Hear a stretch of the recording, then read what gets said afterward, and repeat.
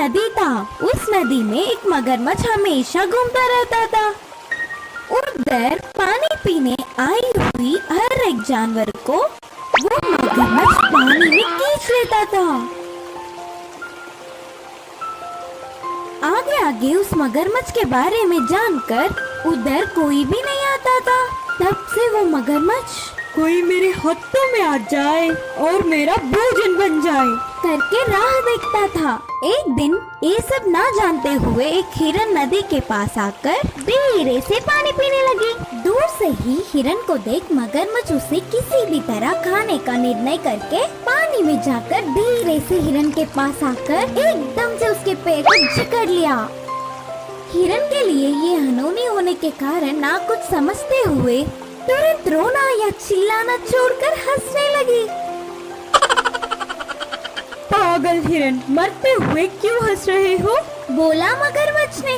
मगरमच्छ मामू, पागल मैं हूँ या तुमने मेरे पैर समझकर लकड़ी को काट रहे हो। फिर हंसो नहीं तो और क्या करूँ? बोलकर हिरन फिर से हंस रहा था। हिरन के हंसने से मगरमच्छ का अहंकार टूटा।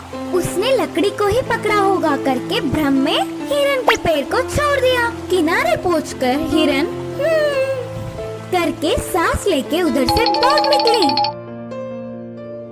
फिर उधर किसी लकड़ी ना होने के कारण हिरन ने उसे धोखा देकर चली गई। जानकर मगरमच्छ गुस्सा हो गया। ऊपर से अच्छा स्वादिष्ट आहार थोड़े में ही खोने से दुखी हुआ। अगले दिन नदी के पास पानी पीने सियाड़ आया। तो वो सियाड़ और मगरमच्छ बहुत अच्छे दोस्त थे। उदास मगरमच्छ को देख सियाड़ ने ऐसे पूछा, क्या हुआ दोस्त, कुछ परेशानी में हो लगता है। हिरन ने उसे धोखा देकर कैसे भाग निकली। यह पूरी बात बोलकर मगरमच्छ रोने लगा।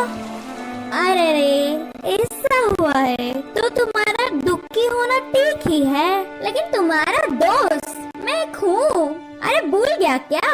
अबे जाकर उस हिरन को बहला फुसला कर इधर ले आऊंगा, दावत मना लेना। बोल के हिरन आते समय मगरमच्छ करने का उसको कान में एक उपाय बोलकर चला गया सियाड़। अब एक जगह पर हिरन को सियाड़ ने पकड़ लिया। हिरन मित्र, किसी चीज के लिए ढूंढ रहे हो लगता है। अच्छा, हरा घास बहुत खा चुका, ऊपर से गर्मी के मौसम से प्यास सह नहीं पा रही हूँ। कहीं तो पानी का पूल दिखेगा करके ढूंढ रही हूँ। बड़े अच्छे हो तुम, हमारे पास में ही एक अच्छा नदी है ना। नाना, उस नदी में मगरमच्छ है। अच्छा सच? तो वो कल की बात है, अब वो मर गया। मैं सुबह ही नदी के पास गया, वह किनारे पड़ा था मर के। देखा और आराम से पानी पिया। तुम्हारा कहना मान नहीं पा रही हूँ, तो फिर चलो तुम्हारी आंखों से स्वयं तुम ही देख लो, तब पानी पी लेना। बोल के हिरन को उसके साथ ले गया सियाड़। हिरन ने दूर से देखा, सच में मगरमच्छ मरा पड़ा दिखा। दूसरी बार निर्धारित करने के लिए थोड़ी पास गई, उसमें हलचल ही नहीं था। फिर भी संदेह नहीं गया।